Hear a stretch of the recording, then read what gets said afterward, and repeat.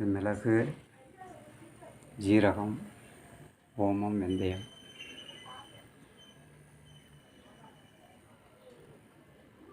மிளகு, ஜீரகம், ஓமம், வெந்தயம் நாளை பொடி செய்து உப்பு சேர்த்து வறுத்து பொடி செய்து வைத்திருக்கிறோம். இதை போட்டு தான் சாதத்தில்